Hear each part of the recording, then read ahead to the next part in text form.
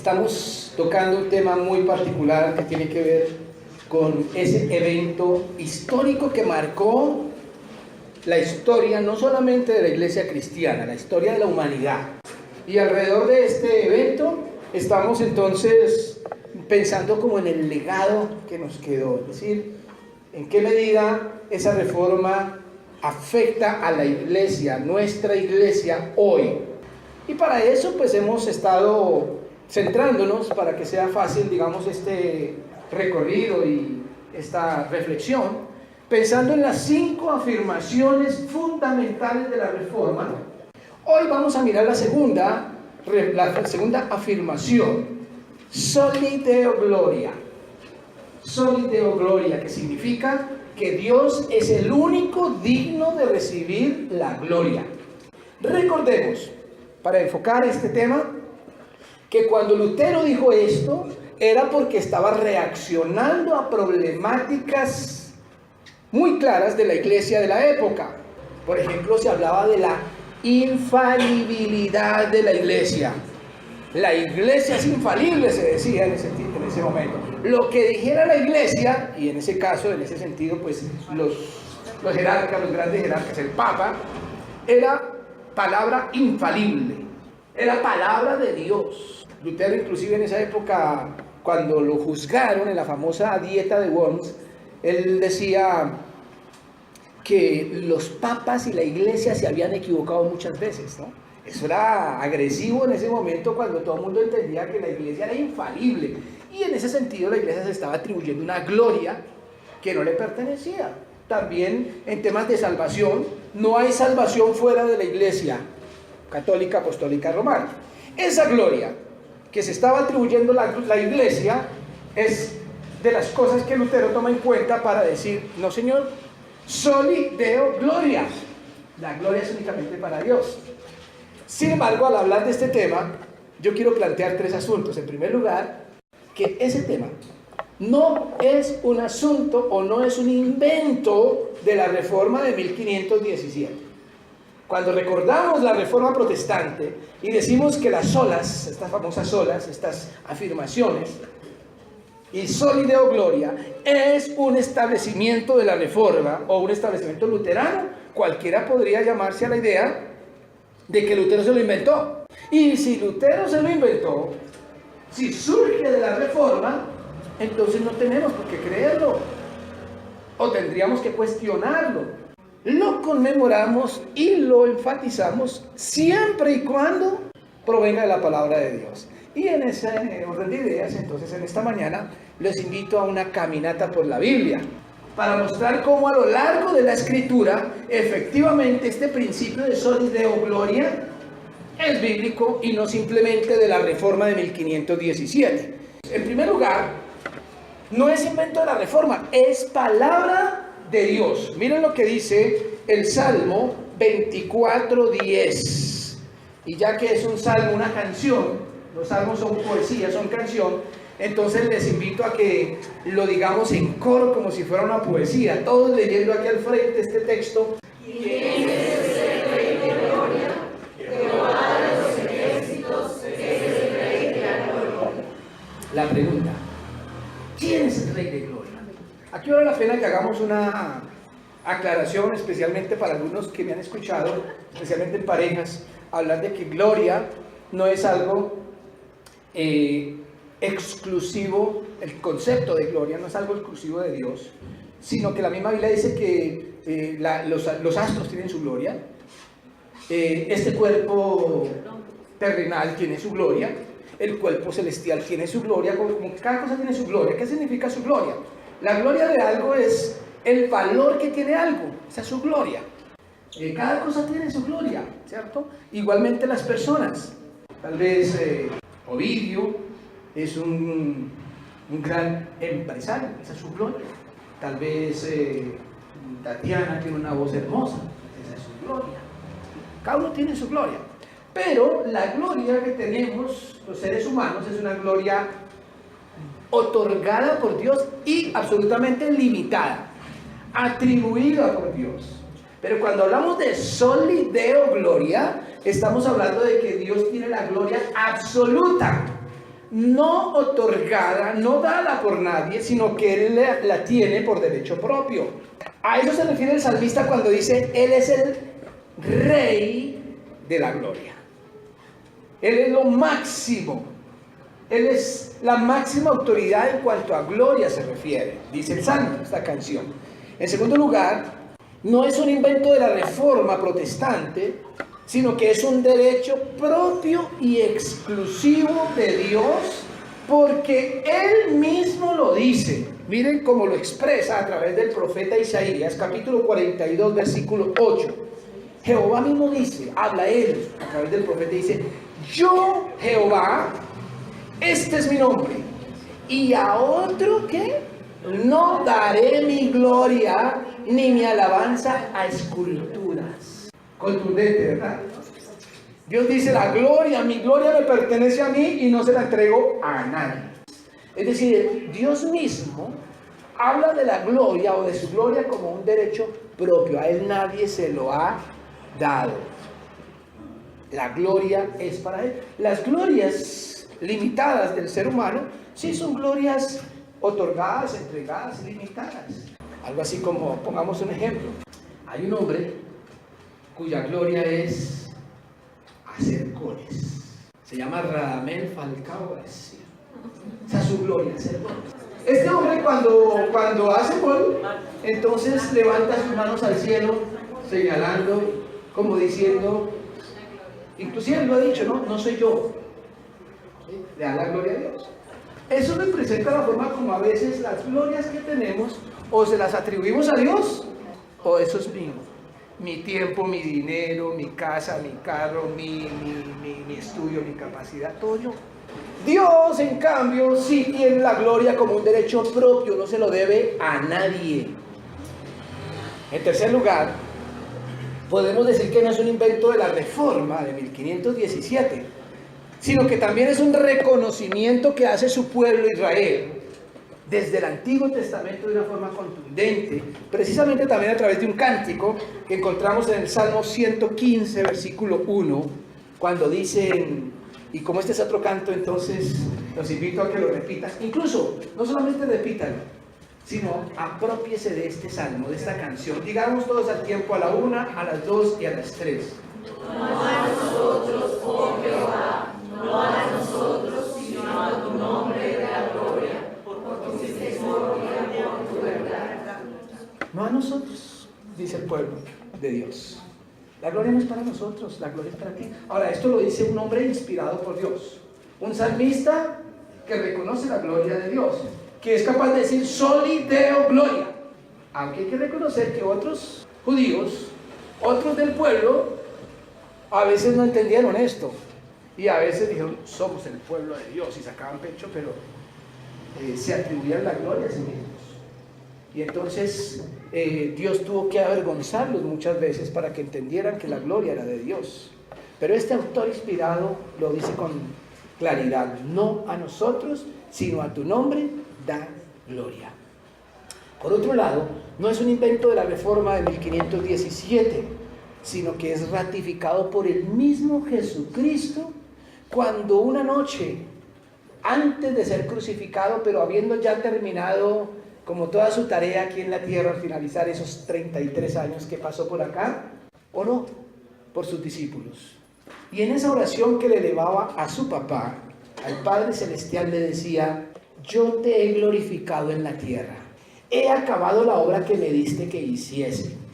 Ahora pues, Padre, glorifícame tú al lado tuyo, con aquella gloria que tuve contigo antes que el mundo fuese.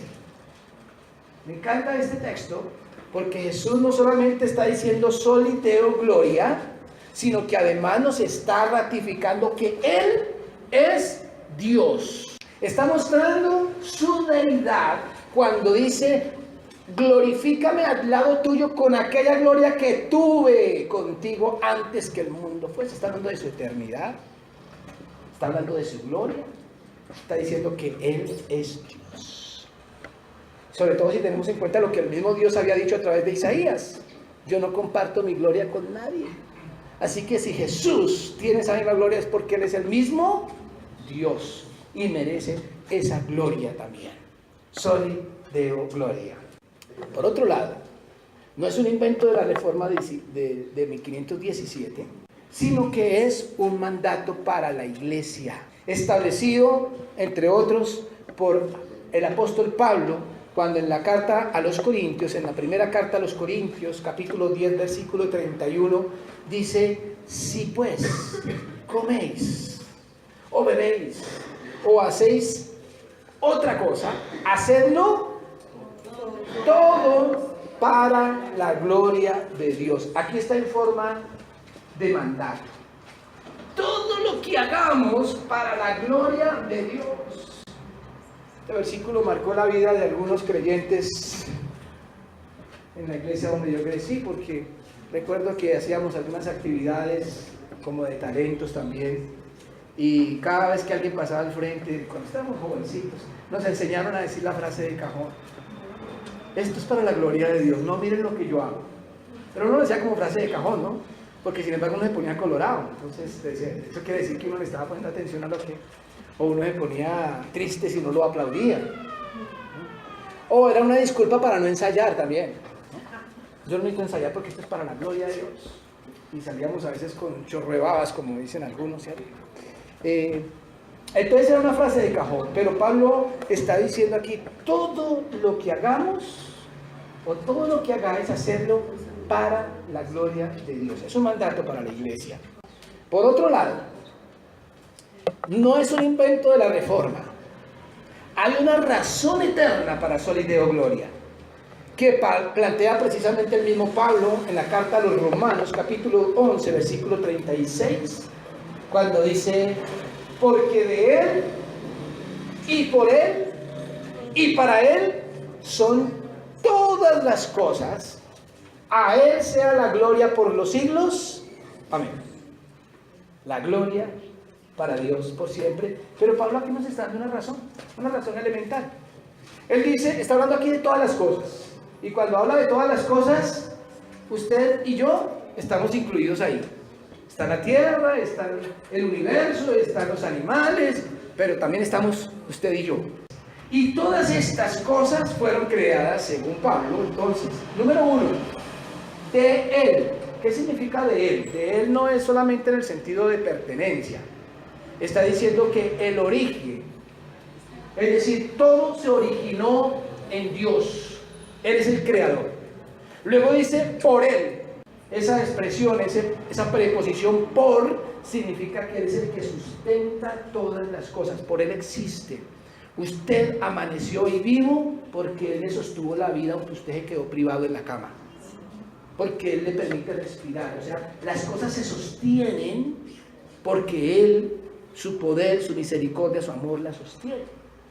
Y por último dice, para Él, quiere decir todas las cosas van a Él. Todos llegaremos a su presencia. Así que Pablo está hablando de el origen, el medio y el fin de todas las cosas de Dios. Por lo tanto, Soli Deo Gloria, por los siglos de los siglos. Absolutamente bíblico. Además, Soli Deo Gloria es un cántico celestial. Encontramos en el libro de Apocalipsis una canción, Apocalipsis 4:11, cantada por todas las criaturas que Juan vio allá en frente o alrededor del trono. Dice que alrededor del trono, cantándole al que estaba en el trono y al Cordero, es decir, a Jesús.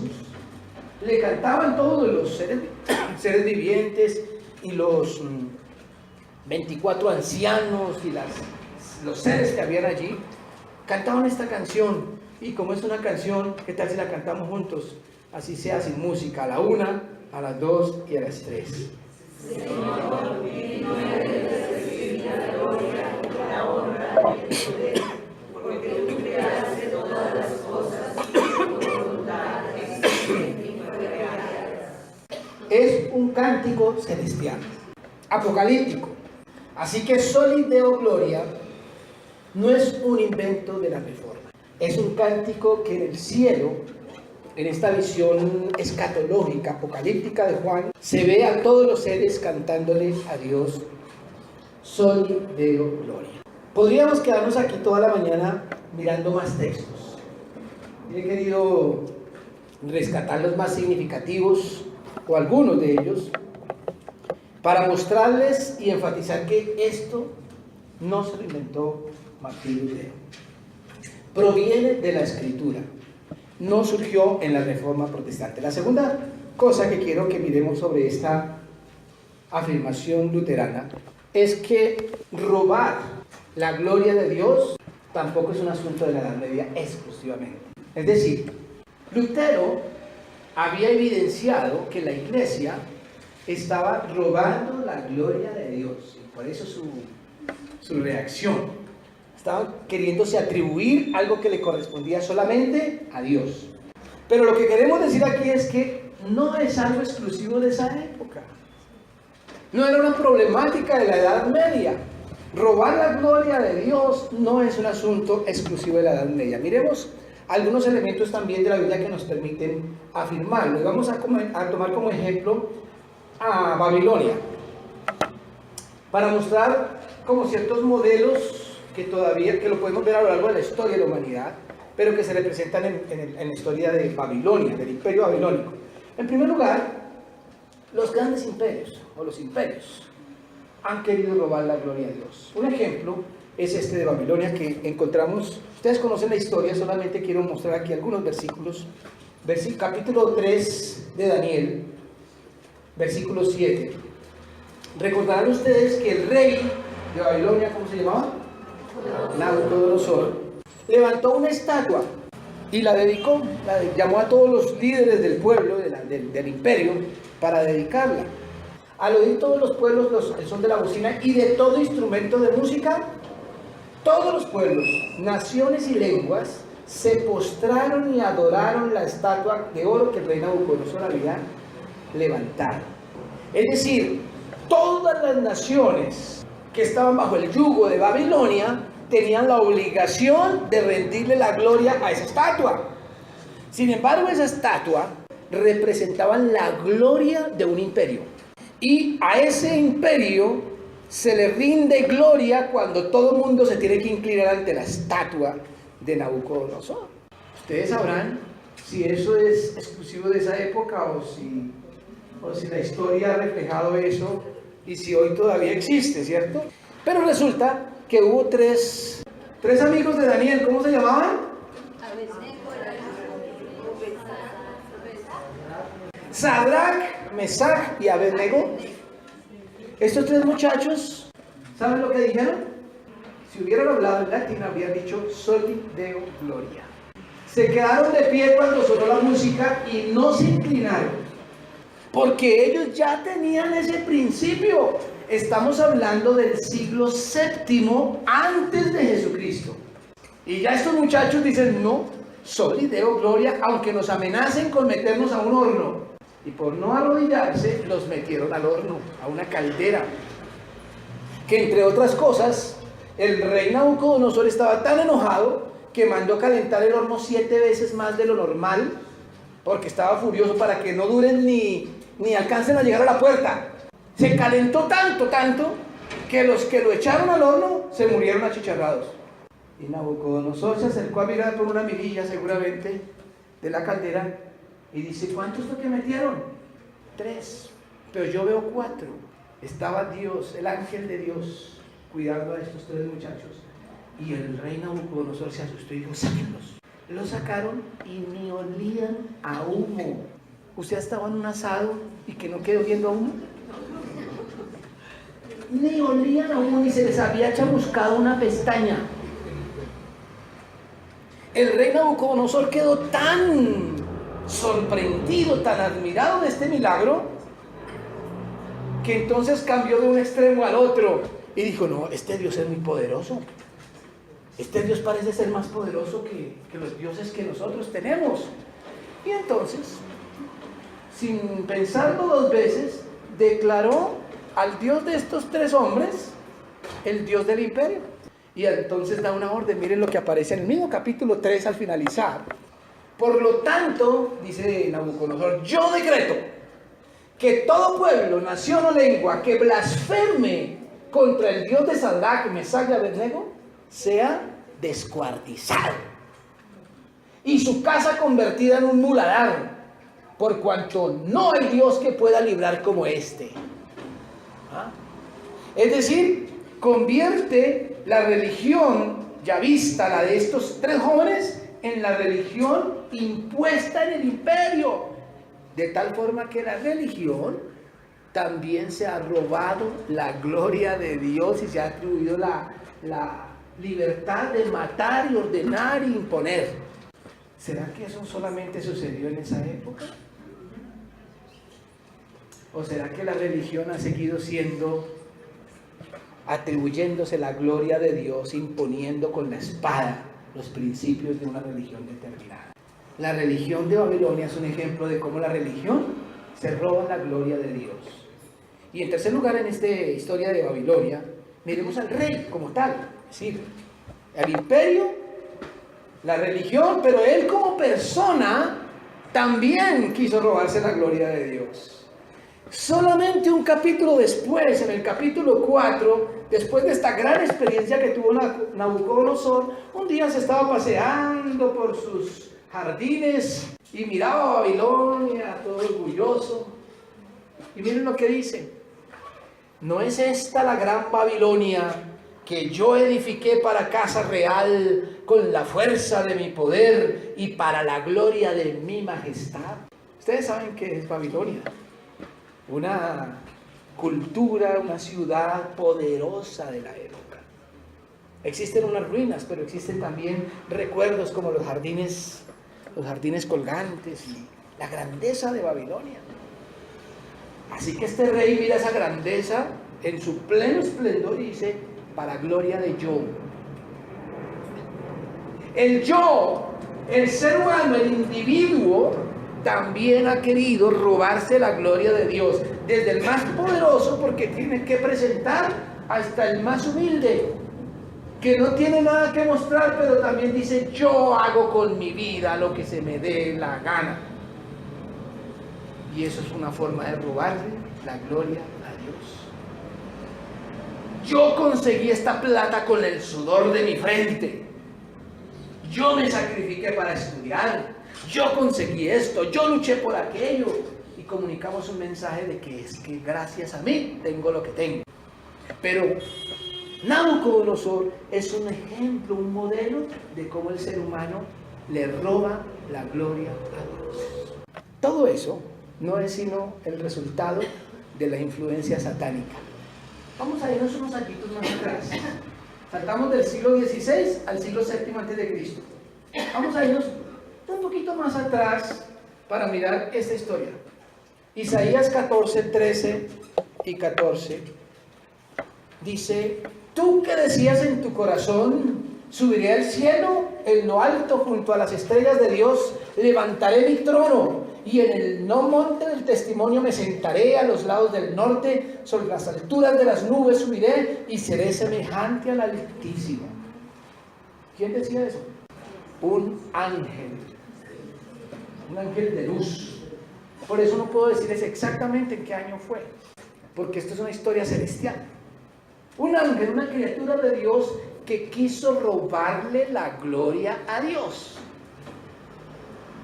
Y quiso sentarse en el lugar y ser semejante al Altísimo.